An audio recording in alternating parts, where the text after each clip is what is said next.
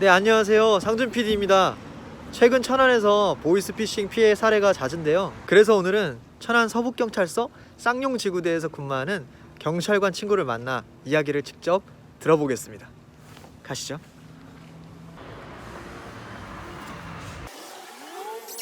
오, 서가. 오, 서가. 왔어? 왜 이렇게 어색하니? 네, 자기소개 좀 해주세요. 네, 저는 쌍용지구대에서 근무하는 김백석 경장이라고 합니다. 보이스피싱이라는 것이 무엇인지 한번 설명해 주시겠어요? 네, 보이스피싱은 음성의 보이스를 개인정보의 프라이빗 데이터와 낚시의 피싱을 합성한 피싱을 합친 신조어로 전화를 통하여 속임수나 거짓말로 타인의 재산을 자기 것으로 만드는 사기수법의 하나입니다. 최근 천안 전역으로 보이스피싱 범죄가 급증하고 있으며 특히 1월에서 9월까지 우리 천안시 서북구에서 발생한 피해 신고 건수가 작년 대비 약 40%가 증가하였으며 피해 금액으로는 37억 원이나 증가한 76억 원의 피해가 발생하였습니다. 그렇다면 보이스피싱 피해는 주로 어떻게 당하는 건가요?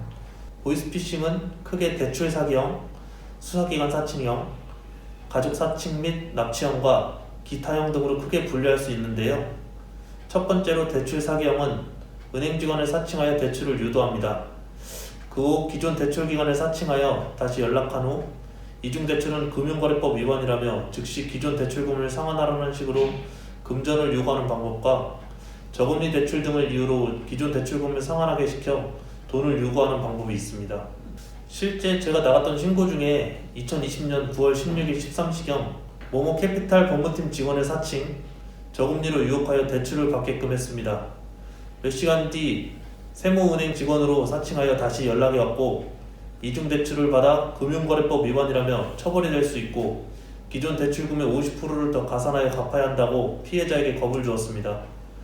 오늘내로 기존 대출금을 모두 상환해야 처벌을 되지 않는다고 속였습니다. 이 말에 속은 피해자는 은행에서 현금 1,500만 원을 인출한 후 금융감독원 직원이라고 속이며 접근한 남성을 만나 돈을 건넨 사례가 있습니다. 최근 코로나19로 인해 경제적으로 많이 어려워 대출을 이용하는 사람이 많은 점을 이용해 현재 제일 많이 신고가 들어오는 수법입니다. 두 번째로 수사기관 사칭형은 경찰, 검찰 등 수사기관을 사칭하여 피해자의 통장이 범죄에 연루되었다고 거짓말을 합니다. 그리고는 세 가지 방법으로 돈을 빼앗습니다.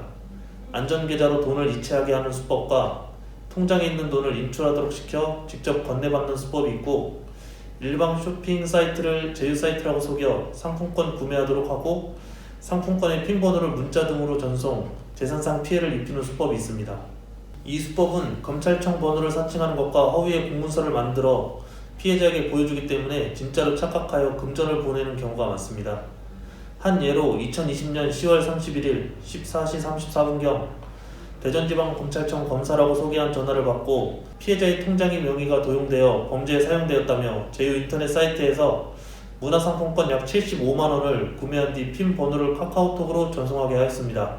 피해자는 프로필이 대전지방검찰청의 이름과 사진으로 되어 있고 카카오톡으로 검찰청으로 위조한 공문을 보내 진실로 착각하였고 핀 번호를 전송한 직후 보이스피싱을 의심하여 인터넷 사이트로 환불을 요청하였습니다. 그러나 이미 사용되었다며 환불이 거절된 사건이 하나 있습니다. 세 번째는 최근 보이스피싱 일당들이 많이 사용하는 수법으로 가족을 사칭하여 핸드폰이 고장났다고 문자를 보냅니다. 그리고는 급하게 돈이 필요하다며 금전이나 상품권의 핀번호를 요구하는 가족 사칭형이 있고 자녀나 손주를 납치했다고 속여 금전을 요구하는 수법이 있습니다.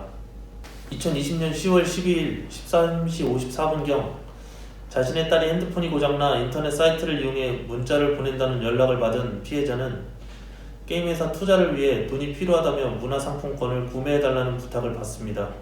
자신의 딸이 보낸 문자라고 속은 피해자는 편의점 여러 곳에서 구글 기프트카드 약 880만 원을 구매해 핀번호를 문자 전송한 사건이 있었습니다. 2020년 9월 1일 16시 44분경 피해자는 아들을 납치했다는 내용의 전화를 받았습니다. 아들의 목소리를 들려달라고 하자 전화상으로 살려달라는 남성의 목소리가 들려왔고 이를 아들 목소리로 착각하였습니다.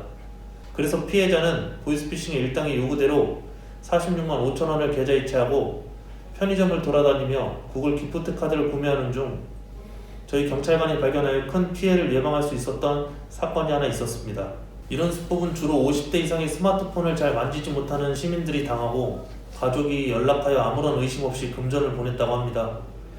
이 밖에도 허위의 결제 문자와 함께 고객센터라고 사칭한 번호로 피해자를 유도하며 개인정보를 빼내는 방법이 있습니다. 이런 수법은 저희가 신고를 받고 신속히 출동하여 피해를 예방한 사례가 있습니다. 2020년 11월 24일 오후 쌍용동에 거주하는 피해자는 자신의 명의로 오토바이가 구매됐다는 문자를 받았습니다. 그리고 고객센터라고 소개된 전화번호로 연락하여 자신은 오토바이를 결제하지 않았다고 말했습니다. 몇 분 후 서울 광복경찰서 수사관을 사칭한 남성에게 연락이 와 주민번호가 도용되었다며 통장에서 돈이 빠져나간 것으로 보인다, 형사사건이 접수되었다 등의 거짓말로 피해자를 속였습니다. 그리고 나서 계좌번호와 주민번호 등 금융정보를 알려달라고 하는 것을 출동경찰관이 제지하고 카드회사와 서울 광복경찰서에 연락해 사실이 아닌 것을 확인한 사건이 있었습니다. 이처럼 보이스피싱 일당들은 미리 알아둔 피해자의 개인정보를 이용하여 마치 실제로 근무하는 은행 직원이나 수사기관 또는 가족인 것 같이 착각하게끔 만들며 납치하였다고 속인 뒤 가족의 목소리를 흉내내 살려달라고 말하는 등 사람들의 심리를 이용하여 교묘하게 속이니 각별히 주의해야 합니다. 그렇다면 피해를 예방하기 위해서는 어떻게 해야 되나요? 먼저 전화로 범죄 사건에 연루되었다거나 개인정보가 유출되었다는 이유로 카드번호나 계좌번호, 통장 등의 비밀번호를 묻는다면 100% 보이스피싱입니다. 금융거래 정보를 요구하면 절대로 응하지 말고 전화를 끊어주세요. 둘째로 수사기관이나 금융기관이 현금 인출 또는 계좌이체나 상품권의 핀번호를 요구한다면 100% 보이스피싱입니다. 수사기관이나 금융기관은 전화상으로 절대 현금이나 문화상품권의 핀번호를 요구하지 않습니다. 셋째로 자녀의 지인 연락처를 미리 알아두십시오. 전화로 자녀를 사칭하거나 납치했다고 하면 일단 당황하게 되고 가족의 이름을 거론하는 것으로 인해 감정적으로 반응하게 되어 자신도 모르게 넘어갈 수 있습니다. 이때는 침착하게 자녀에게 직접 연락하시고 혹시 전화를 받지 않는다면 자녀의 지인에게 연락하여 사실 여부를 확인하셔야 합니다. 또한 결제가 되었다는 문자가 왔을 때 문자로 안내된 고객센터 전화번호로 전화를 하지 말아야 합니다. 또한 링크를 접속하거나 어플을 설치하지 마시고 직접 카드회사로 연락하여 결제 사실을 확인하시기 바랍니다. 혹시라도 보이스피싱을 당했다면 즉시 경찰 112나 금융감독원 1332 또는 거래은행의 콜센터로 연락하여 계좌 지급 정지를 신청해 주시기 바랍니다. 네, 잘 들었습니다. 마지막으로 시민분들께 하실 말씀 해주세요. 네, 시민 여러분, 이와 같이 보이스피싱 일당들은 여러분들의 개인정보를 가지고 교묘하게 거짓말하여 접근합니다. 여러분의 가족 및 주변 사람들에게도 알려주어 더 이상의 피해가 발생하지 않도록 도와주십시오. 그리고 경찰관의 도움이 필요하시다면 언제든지 112로 신고해 주십시오. 신속히 출동하여 여러분의 힘이 되어드리겠습니다. 마지막으로 캡틴 미디어 상준 PD 많이 사랑해주세요. 감사합니다. 보이스피싱 근절은 쌍용 지구대